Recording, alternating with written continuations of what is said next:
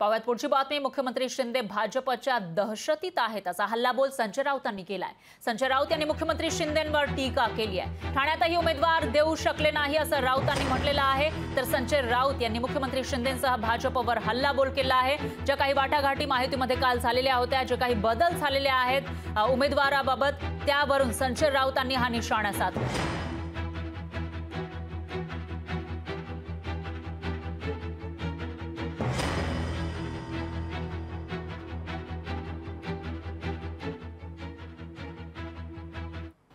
हिंगोली, यवतमाळ, वाशिम, अजून कल्याण, डोंबिवली आणि ठाण्याचे उमेदवार ते देऊ शकले नाहीत।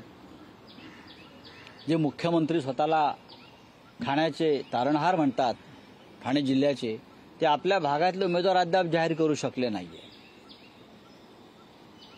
स्वतः मुख्यमंत्री दहशतीखाली आहेत भाजपच्या, आणि ते अचानक कुठेतरी अदृश्य होतात।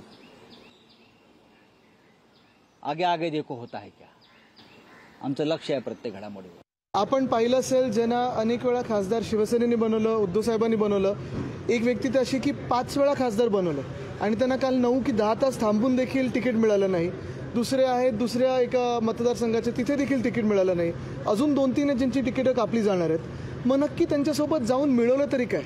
जी गद्दारी करायची होती पक्षासोबत, उद्धव साहेबांच्या पाठीत जो खंजीर खुपसायचा होता तो त्यांनी खुपसला। महाराष्ट्रासोबत बेईमानी केली या लोकांनी। आणि आपण आता पाहत आहे की ज्यांनी त्यावेळी सांगितलं होतं की एक जरी उमेदवार पडला तरी राजीनामा देईन, त्यांनी तिकीट पण आता देऊ शकत नाही आहेत। हे हाल आता मिंदे गटाचे झालेले आहेत। मला वाटतं पुढचे जे 40 गद्दार आहेत त्यांनी विचार करावा की आता विधानसभेत नक्की काय होणार, कारण आता दिसायला लागलं की विकेट एक कशी पडत आहे। लोकशाही मराठी ऐका, पहा, जागरूक रहा।